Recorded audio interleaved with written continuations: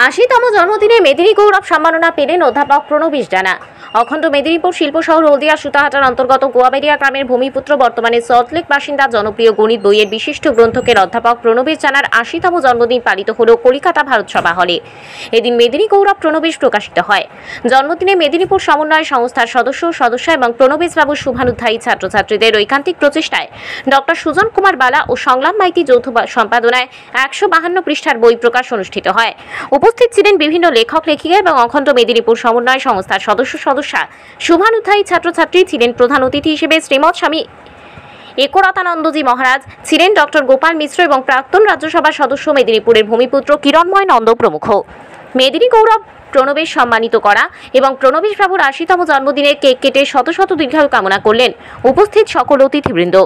জন্মদিনের সকল সদস্য এবং তার শুভানুধ্যায়ীদের বার্তা দিলেন, বর্তমান সমাজে নতুন প্রজন্মকে সুস্থ সংস্কৃতি, সামাজিক দায়বদ্ধ তৈরি করতে পারে মূলত তিনজন, বাবা মা এবং শিক্ষক।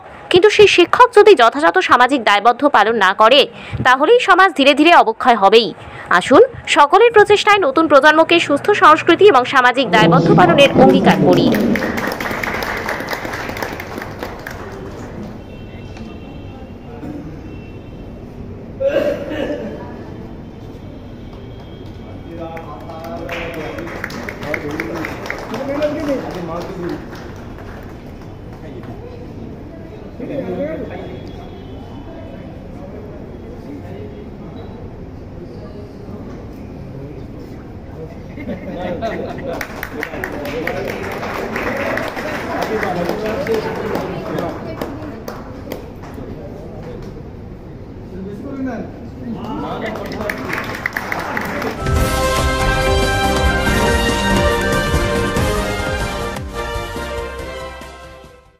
কেক আর পেস্ট্রিতে জিবে জল সপারি, ওয়াও আশাতে লাজবাব নিউ বিদ্যুৎ বেকারি।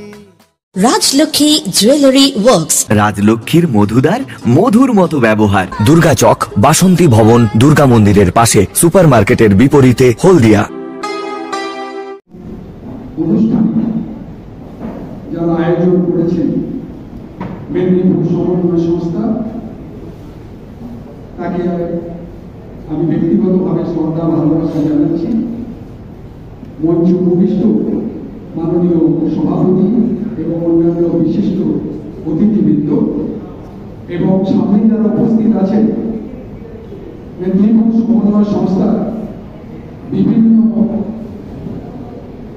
স্থান থেকে আগত, বিভিন্ন জেলা থেকে আগত বিশিষ্ট মানুষজন, তাদেরকে শ্রদ্ধা এবং ভালোবাসা জ্ঞাপন করছি। আজকে খুব আনন্দের দিন।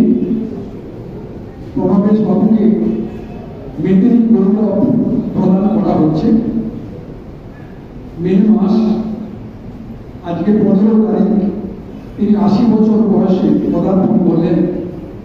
এই মে মাসটা খুব গুরুত্বপূর্ণ, কারণ আর 7 দিন বাদে রাজা রামমোহন রায়ের জন্মদিন পালিত হবে। 19 শতকে জাগ্রত জনচিত্তের শততলে আবির্ভূত একজন ব্যক্তিত্ব।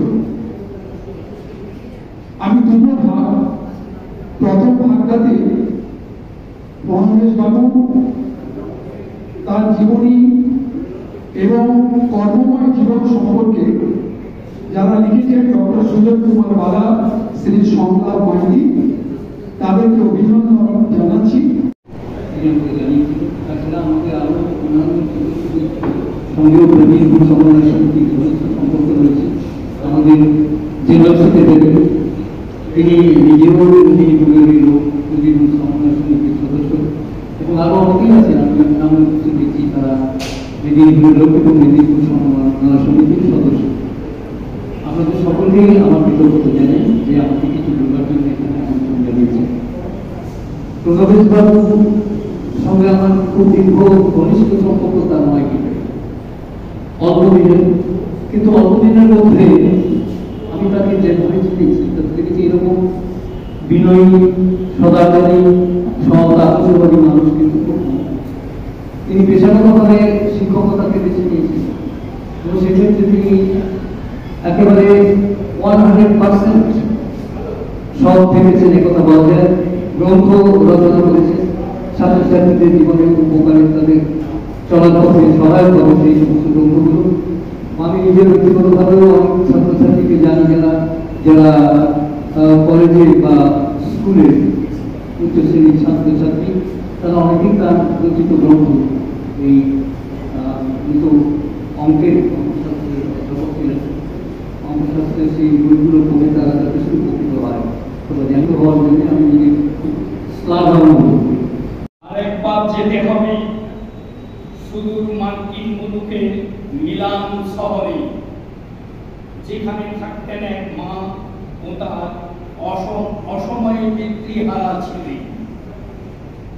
শহরের কোন স্কুল ছাত্র হবার সুযোগটুকুও দেয়নি যে ছেলেকে। মায়ের অন্তরের দৃষ্টি যথাযথ বুঝেছিল তাকে। ক্ষমাহীন বঞ্চনার ব্যথা বুকে ঢেকে সেই মা ছেলেকে দিয়েছিলেন প্রথাহীন স্কুলের পাঠ, তাঁরই গৃহকোণে।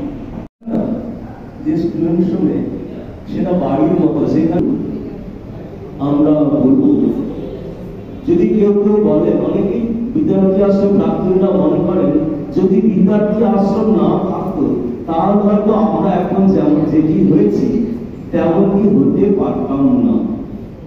এর প্রসঙ্গে বলি যে রামকৃষ্ণ বিবেকানন্দ ভাবধারায় কিন্তু বলা হয়েছে, আমরাও তাই মনে করি। আমরা আমাদের নিজেদের শক্তি এবং আত্মবিশ্বাসেই কিন্তু এখন আমরা যা হয়েছি তা হতে পেরেছি। তাহলে বিদ্যার্থী আশ্রমের কি ভূমিকা? বিদ্যার্থী আশ্রম অথবা অপরাপর সকল রামকৃষ্ণ মিশন বা আশ্রমগুলো বিদ্যার্থী এসে তার সংস্কার এবং তার প্রকৃতি এবং তার মেধা এবং ক্ষমতা অনুযায়ী সে পূর্ণরূপে নিজেকে বিকশিত করার সুযোগ পায়। তাই প্রণবেশরা এখন যে হয়ে উঠেছে, আমরা অত্যন্ত আনন্দিত এবং গৌরবান্বিত হয়েছি যে আমাদের দ্বারা আজকে এইভাবে মানুষের ভালোবাসা এবং শ্রদ্ধা এবং সম্মান পাচ্ছেন।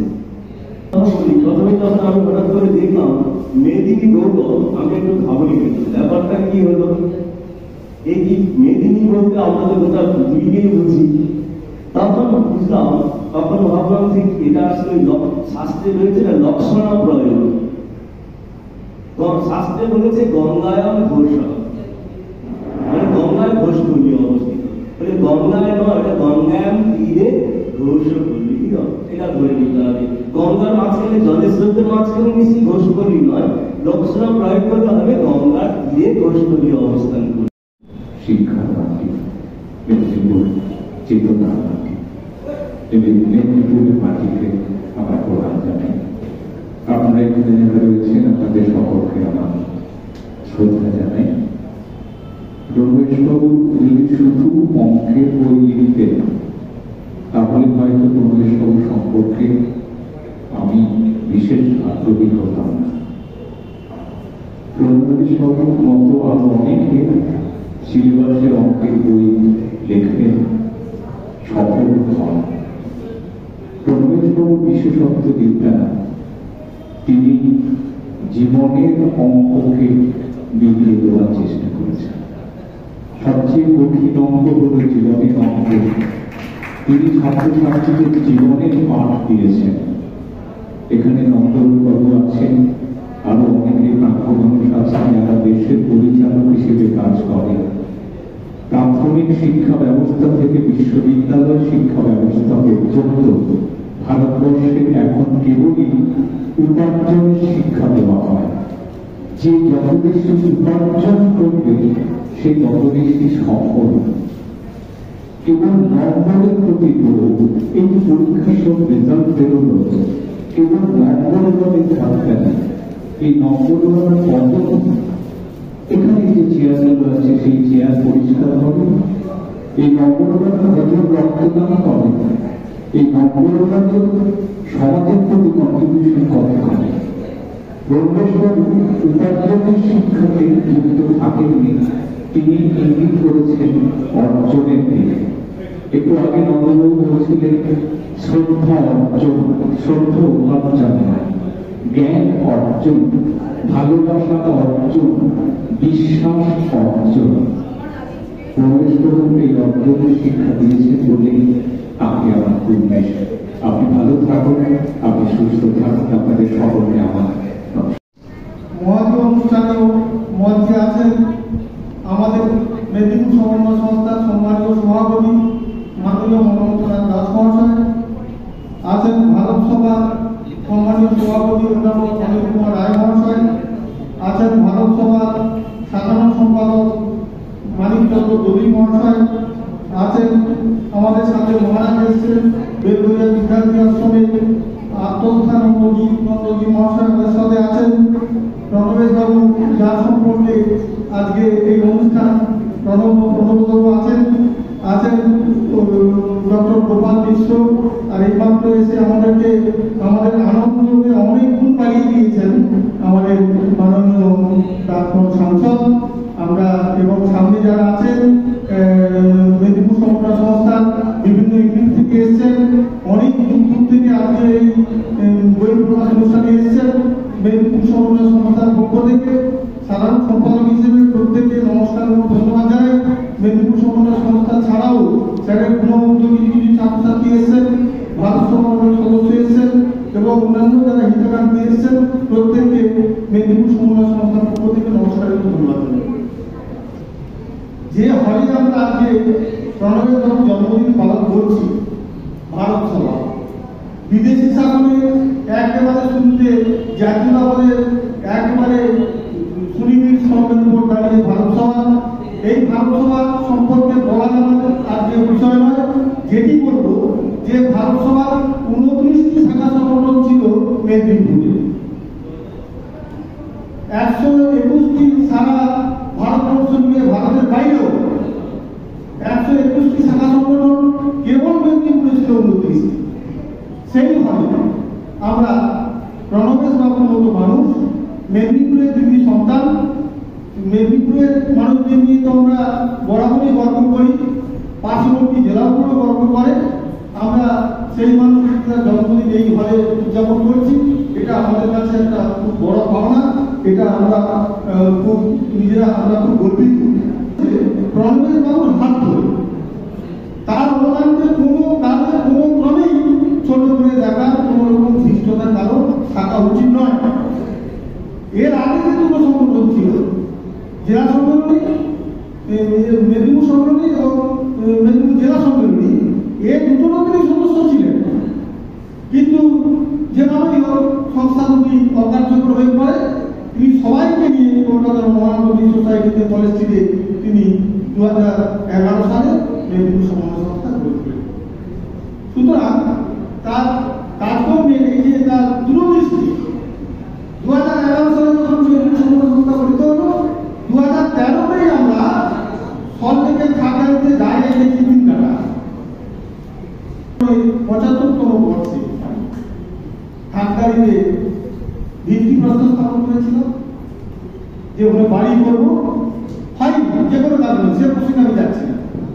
তার পরবর্তীকালে 18 সালে আমরা কলকাতার শ্যামবাজারে 4 তলা বাড়ি একটাকে নিয়েছি এবং এটার পরে আমরা যারা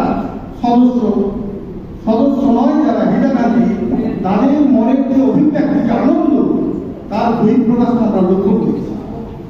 এখনো মেদিনীপুর ভবনে জেলা থেকে প্রতিনিয়ত মানুষ আসে, আমরা তাদেরকে আপ্যায়ন করি, জেলার বাইরের মানুষরা আমাদের কাছে আসে। আমরা বিদ্যাসাগরের দেশের মানুষ, আমরা কেবল মেদিনীপুরের মধ্যে সীমাবদ্ধ নয়, আমরা সবাইকে নিয়ে যে যেখানকার মানুষ অসুবিধা করবে আমরা তাকে আশ্রয় দিই। এটি হচ্ছে মেদিনীপুরের প্রাচীন যে তার ঐতিহ্য, সেই ঐতিহ্যটাকে আমরা নিই। আমি জানি সুজনটা আমাকে আমার বলবে সংযুক্ত, আমি এটা জানি, সুতরাং আমাদের সমন্বয় সংস্থা তার যে অবদান, প্রণবেশ বাবু না এলে মেদিনীপুর সমন্বয় সংস্থা ফুলের ফলে এতটা ভরে সুন্দর করে গোছানো হতো না, এটা আমাদের স্বীকার করতেই হবে। স্যারের 80তম জন্মদিনে নেতৃত্ব সমন্বয় সংস্থার পক্ষ থেকে সাধারণ সম্পাদক হিসেবে তাকে প্রণাম জানাই। অন্যদের মতো তার দীর্ঘজীবন আমরা কামনা করবো। স্যার এই বয়সেও খবরে সপ্তাহে 2-3 দিন আসেন, আমাদের পরামর্শ দেন কিভাবে চলতে হবে, কোনটা করা উচিত কোনটা করা উচিত নয়। এইটি আমাদের অনেক ক্ষেত্রে সাহায্য করে, যার ফলে আমরা প্রণবেশ বাবু এই যে তার কর্মকাণ্ড, তার দূরদৃষ্টি, এগুলো কিন্তু অত্যন্ত প্রশংসনীয়। তার তিনি সুস্থ থাকুন, তার পরামর্শ আমরা পাই, তার আশীর্বাদের হাত যেন আমাদের মাথার উপরে থাকে, এই আশা করি। মঞ্চস্থ নেতৃত্ব এবং সমস্ত সজ্জনমণ্ডলী মায়েরা সকলে আমাদের নমস্কার জানাবেন। আমরা প্রণবেশবাবুর উপরে একটি তথ্য প্রকাশের জন্য প্রণবেশবাবুকে যে তথ্য প্রকাশ, এই ব্যাপারটি অস্বাভাবিক। কেননা আমাদের কথা হচ্ছে মৃত্যুর পরে শ্রদ্ধা জানানো হয়, জীবন্ত অবস্থায় দিন আনে মরার কোনো শ্রদ্ধা হয়। কিন্তু জীবিত অবস্থায় শ্রদ্ধার ব্যাপারটা অনেক বেশি শ্রদ্ধা দিতে হয়। দুটো কারণ আছে। এক হচ্ছে জীবিত অবস্থায় আমরা কতটুকু ঈর্ষা করি, তার চেয়ে আমি অকিসে এই ভাবি। যদি আমরা জীবিত অবস্থায় শ্রদ্ধাকে উন্নতি পাই, তার অর্থ হচ্ছে আমি বিনীত হলাম, আমার মধ্যে অহংবোধ কমে গেল, ফলে এটা মঙ্গল হয়। এবং যিনি শ্রদ্ধা পাচ্ছেন তিনি উপলব্ধি করেন যে পৃথিবী অন্তর্গত নয়, মানুষ যে কাজ করে তার প্রতিদান তিনি পায়। পৃথিবীর মধ্যে তখন কর্মত্ব প্রসারিত হয়, ফলে এটা একটা মঙ্গলজনক কাজ। আমরা সেই মঙ্গলের আয়োজনে যারা আমাকে আমন্ত্রণ জানিয়েছেন সেই বন্ধুদের আমি ধন্যবাদ দেয় এবং কৃতজ্ঞ আছি। এই অনুষ্ঠানটি সমন্বয় সংস্থার নিজস্ব উদ্যোগ নয়, সমন্বয় যুক্ত নিজস্ব বন্ধুরা এই কাজটা করেছেন। তখন বাধা এবং সম্মানবাবু এই জন্য। দ্বিতীয় কথা বলবই, শেষ কথা বলে জন্মদিন, আজ 80তম জন্মদিনটা। আমাদের কবিতা প্রথম লাইন ছিল, প্রতিদিন জন্মদিন প্রতিদিন আত্মাবিষ্কার, সমাজের জন্মভেদী প্রতিদিন অনুবন্ধ, প্রতিদিন জন্মদিন।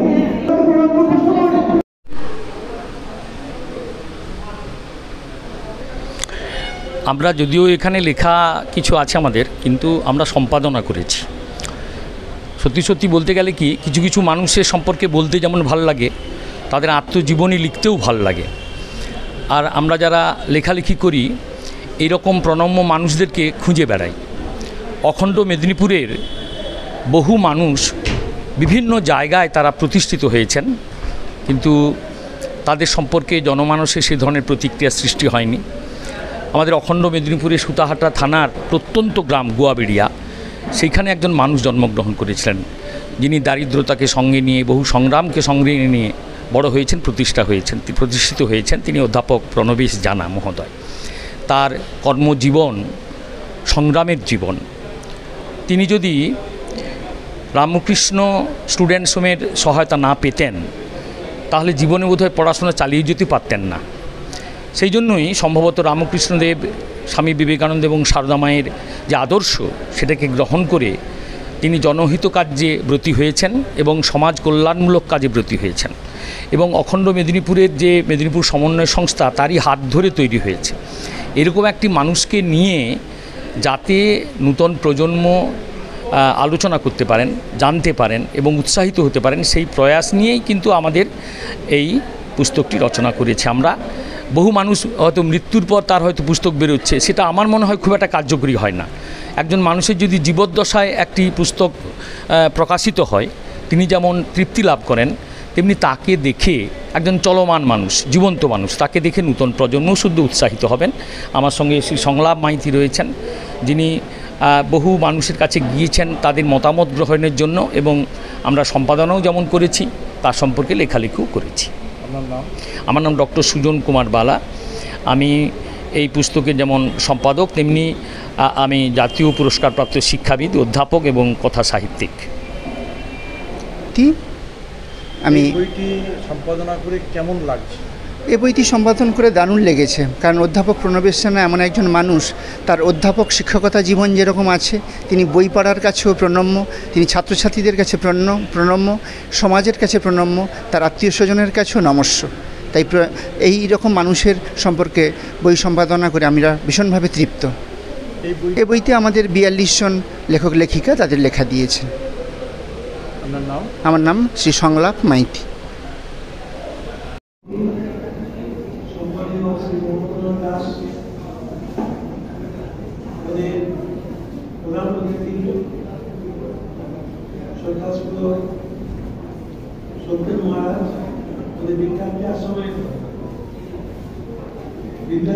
মহারাজ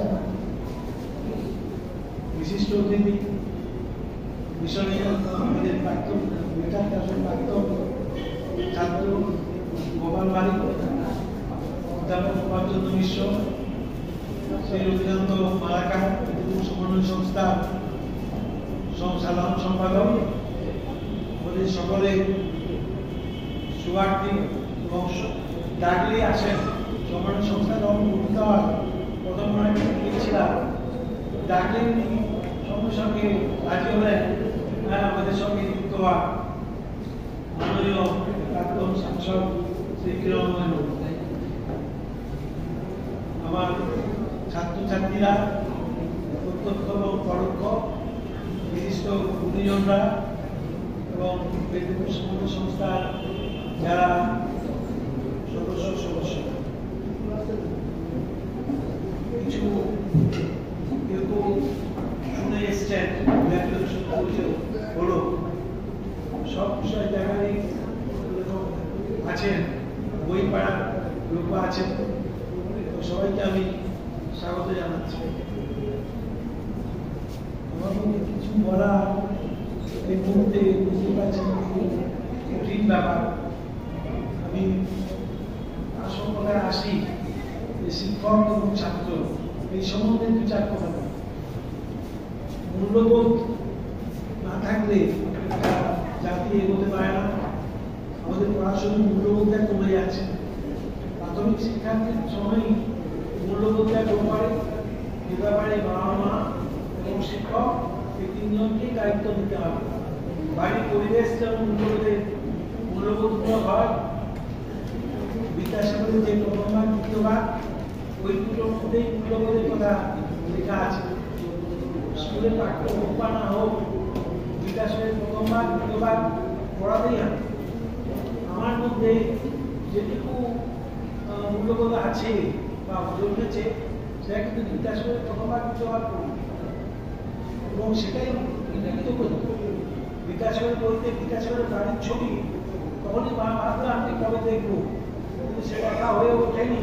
কলকাতায় আসার পরে দেখলাম হঠাৎ আমি হাওড়া স্টেশনে যাচ্ছিলাম, আমার গাড়িটা আমরা ট্যাক্সি আমার স্টেশনে রাস্তা না পেয়ে আসে বলে দিয়ে যাচ্ছি, সেখানে দেখলাম বিদ্যাসাগরের বাড়ি। সেটা দেখেই পরে আমি বিদ্যাসাগরের বাড়ি দেখলাম 2018 প্রায় এটা 95 বছর পরে। এই মূল্যবোধ ছেলেমেয়েদের মধ্যে দেখতে হবে এবং তার দায়িত্ব শিক্ষকদের নিতে হবে। আমরা যে পিছিয়ে যাচ্ছি ক্রমশ এর মূল কারণ শিক্ষকরা ঠিকমতো দায়িত্ব পালন করছে না। ব্যস্ততা একটা মূল কারণ, বাবা মাও সময় পাচ্ছে না, তাহলেও শিক্ষকরা মূল দায়িত্ব গেছে এবং অধিকাংশ ছাত্রছাত্রী আমার ধারণা যে প্রাইমারি শিক্ষক শিক্ষক এরাই হচ্ছে তাদের শিক্ষাগুলো। আমাদের লক্ষ্য রাখতে হবে যাতে আমাদের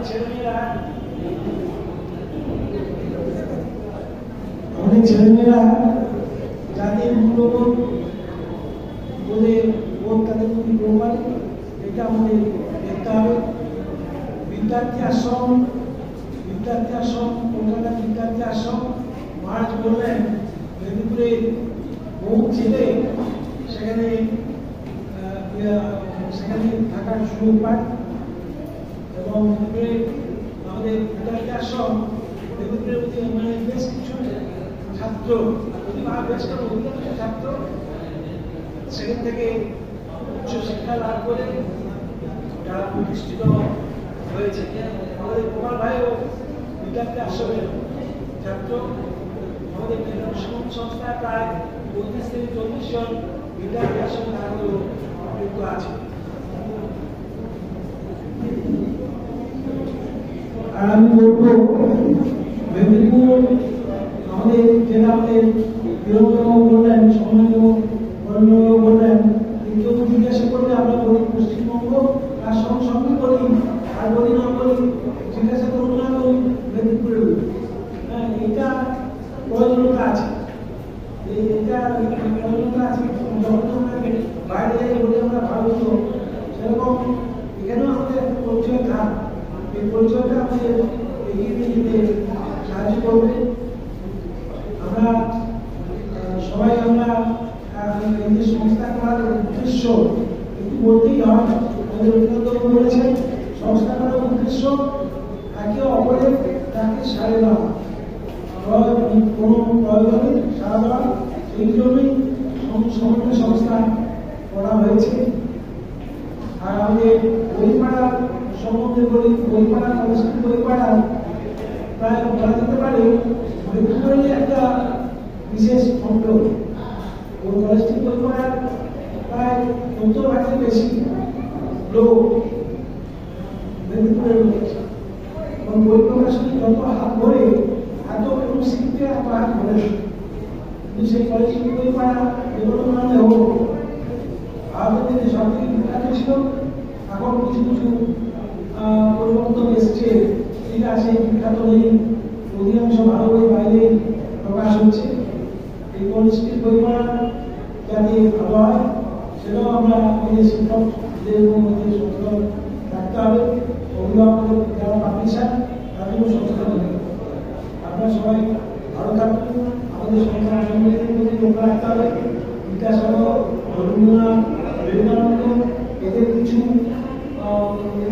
গুণ যেন আমাদের ছেলেমেয়েদের মধ্যে আসে, এটা আমাদের দেখতে হবে। এই আবেদন জানিয়ে হ্যাঁ, এই ব্যাপারটা হচ্ছে কি, এখন একটা বুঝতে হবে, আমরা যখন ছোট ছিলাম তাদের থেকে এখন আমাদের যারা ছোট সেই বয়সে তাদের আইকিউ অনেক বেশি। হ্যাঁ, অর্থাৎ আমার ধারণা 12 বছর পর্যন্ত শিক্ষক এসে ছাত্রছাত্রীদের যথাযথ যদি না তাদের মোল্ড করা যায়, হ্যাঁ, কিন্তু তার বেশি বয়স হলে তাদের ঠিক আমরা মোল্ড করতে পারবো না। আমাদের স্কুলগুলোতে চেষ্টা করতে হবে, স্কুলগুলোতে যদি পাঠ্যে না থাকে আমাদের ক্লাব স্তরেও চেষ্টা করতে হবে। আগে যে আমাদের রবীন্দ্র জয়ন্তী হতো আজকাল সেগুলো কিন্তু কমে গেছে, বা হলেও ঠিক সেইভাবে হচ্ছে না। মুর্শিদের স্মরণ প্রত্যেক ক্লাবে যদি অন্তত স্কুলগুলোতে যদি নাও হয়, ক্লাবে যদি প্রতি মাসে একটা দিন করে মনীষী চক্র আলোচনা হয় তাহলে তা মনে হয় আমার এটা মূল্যবোধ ব্যাপারটা এগিয়ে আসবে। এবং গ্রামের ক্লাবগুলোকে এগুলোকে উদ্দেশ্য হবে। ক্লাব মানে আমাদের মতোই, আমাদের একটা বৃহত্তর ক্লাব, গ্রামে তোমার ছোটো ক্লাব আছে। এই ক্লাবগুলো যদি এই মনীষী চর্চা করে মাসে অন্তত একদিন, এবং যেখানে ওই বেশি বড় বড় ছেলেরা নয়, ওই ক্লাস 6 পর্যন্ত ছেলেমেয়েদের ডাকা হবে, এবং আমার মনে হয় অভিভাবকরা সাড়া দেবে। প্রথমে সাড়া দেবে না, কিন্তু আস্তে আস্তে সাড়া দেবে। প্রায় রাজ্যে 26,000 শিক্ষক কর্মচ্যুত, যোগ্য এবং অযোগ্য এই কথাটাই এখন ভেসে আসছে। একজন শিক্ষক হিসেবে কি বলবেন? এটা ঠিক আমি সরাসরি উত্তর দেবো না, হ্যাঁ, কারণ এই ব্যাপারে এটা বিভ্রান্তিমূলক শুদ্ধ, হ্যাঁ, এবং এটা আমরা কিন্তু একটা ব্যাপার হচ্ছে শিক্ষায় কিন্তু ওই চলে না, কি বলে সব সমান, হ্যাঁ, এই ব্যাপারটা চলে না। উপযুক্ত শিক্ষক না হলে ছাত্র তৈরি হবে কি করে? দ্রোণ না হলে অর্জুন তৈরি হতো না, হ্যাঁ, অতএব উপযুক্ত শিক্ষক হতে হবে। এই শিক্ষক নিয়োগের ব্যাপারে যেন কোনো দুর্নীতি প্রশ্রয় না পায়, এবং এটা যদি এটা একবারে ঘুম ধরার মতো, যেমন লোহার মরচে পড়া লাস্টিং, যদি শিক্ষার যোগ্য লোক উপযুক্ত লোক যদি না হয় তাহলে আমাদের শিক্ষা ব্যবস্থা ভেঙে পড়া সব হবেই, এবং সমাজ ব্যবস্থা ভেঙে পড়বে, এবং আমরা ক্রমশ পিছিয়ে যাব। আমার নাম প্রণবেশ জানা, আমি সরকারি কলেজে অঙ্কের অধ্যাপক ছিলাম, আর মেদিনীপুর সমন্বয় সংস্থার আমি প্রথম সম্পাদক। যে মেদিনীপুর ভবন যেটা আমাদের স্বাধীনতা সংগ্রামীদের চিন্তা ছিল 1947-এ, সেটা যে কোনো কারণে হয়নি। আমরা পেরেছি 2018-16 ডিসেম্বর মেদিনীপুর ভবন প্রতিষ্ঠিত হয়েছে। এই জন্য আমরা, এবং এই যে ভবন প্রতিষ্ঠিত হয়েছে এটার মাধ্যমে আমরা আমাদের যে সংগ্রামী ব্যক্তিত্বরা অংশগ্রহণ করেছিলেন স্বাধীনতা সংগ্রামে, তাদের প্রতি আমরা শ্রদ্ধা, এটার মাধ্যমে আমরা শ্রদ্ধা জ্ঞাপন করছি। এবং এটা একটা আমাদের তো একটা প্রধান উদ্দেশ্য ছিল যে মেদিনীপুর ভবন করব, কারণ একটা স্থায়ী ঠিকানা না থাকলে কাজ করার সুবিধা হয় না। আমরা আরও বৃহত্তর কাজে নেমে পড়ছি। আমরা মেদিনীপুরের যোগাযোগ করছি যাতে কোনো জায়গায় কোনো কিছু দাতব্য চিকিৎসালয় বা শিক্ষা প্রতিষ্ঠান করা যায়, তার জন্য আমরা সচেষ্ট থাকব। বিশেষ করে আমাদের উদ্দেশ্য হবে বিদ্যাসাগর, বিবেকানন্দ, রবীন্দ্রনাথের ভাবধারাকে প্রচার করা। কেক আর পেস্ট্রিতে জিবে জল সপারি, ওয়াও আশাতে লাজবাব নিউ বিদ্যুৎ বেকারি।